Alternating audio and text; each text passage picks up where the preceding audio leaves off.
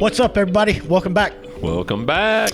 So today we're wrapping up Setbacks. Yeah. It was kind of one of the darker series maybe that we've done, you know. It's very real and stuff you have to be aware of. It's hard to come back from setbacks. And this all started because of She Thinks My Tractor's Sexy.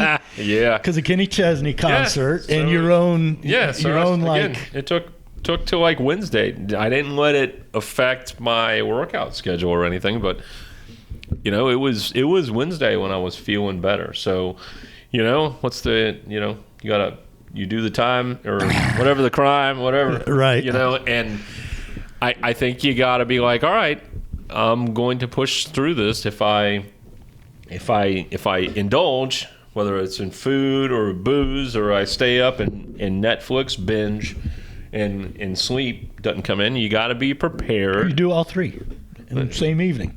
You know? That's where I think you've just absolutely punished yourself, and there's like no chance you're going to make it to your exercise the next day. When you do all three of those, you can recover right from one or two of those. Right? I ate too much. Well, I don't feel like going to the gym, but it's the time you need to. And exercise helps pull you out of those setbacks, right? It does. You know, what do they say? Sweat it out if you've had too many. Sweat it out. Had too many, but don't try that at home. So in recap, you know, the things that we see that most often derail people, to your point, was boozing it up. Right. Poor diet, because gosh, man, the carb bloat, the sugar bloat. Yeah. Yeah, I'm going to eat a large pizza tonight. The stealing of energy. Right. Right. What else? Those toxic relationships. Yeah, that was another of. That's a really hard one. You know, because many people can cut out booze or food really easy, or easier in comparison to a human being. Right. Right. Because that has mental consequences and does much more than just drain your energy. Right. Affects mood.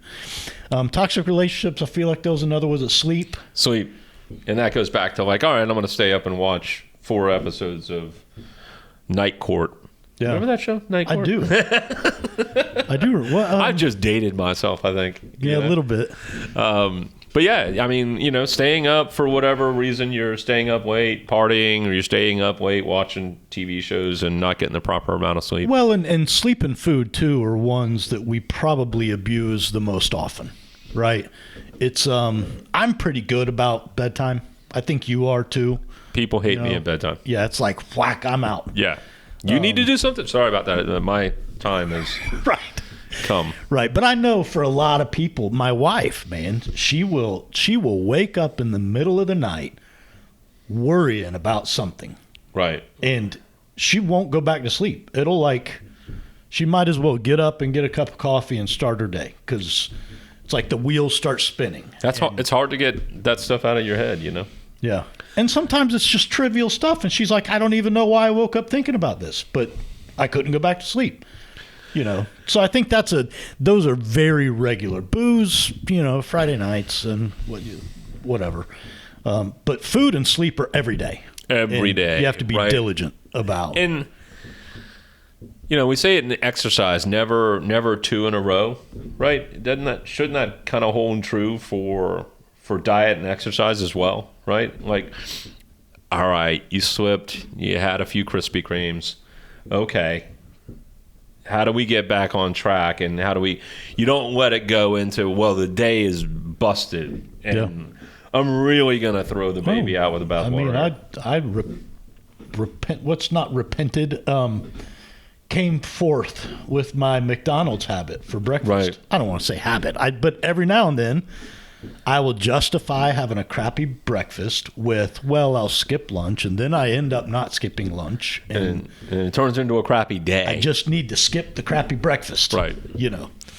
And, you know, when you're talking about, all right, 500, we talked about that a little bit, right? If you're talking about a 500-calorie deficit and you blew your day out by 3,000 calories, right? You're 3,000 over your diet. It's going to take 6 500-calorie days in order for you to get caught up. And we talked about how much exercise that would take. That was a fun one where we did, all right, how many calorie burns, how many hours or minutes of workouts is going to take to burn off the Krispy Kreme, right?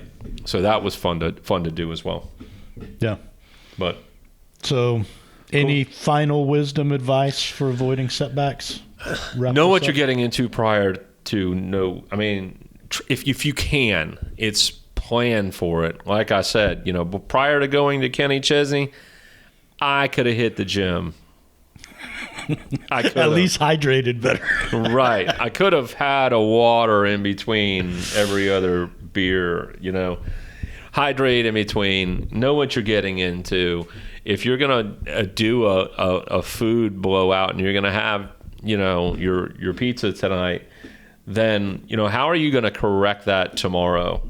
So I think know what you're getting into and know that this is not it's awareness. Right. It's not a derailing of the plan. It's simply you said it multiple times. It's simply indulging, and you're okay to do that.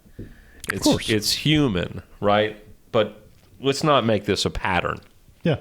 And own it. Go, okay, well, I'm going to have that pizza, and I'll be prepared to push through my workout if I got the sugar rush or whatever. Yep. So, all right, man. All right. Email ideas, controversies, criticisms, snackcast@yes.fit. Stay moving. See ya.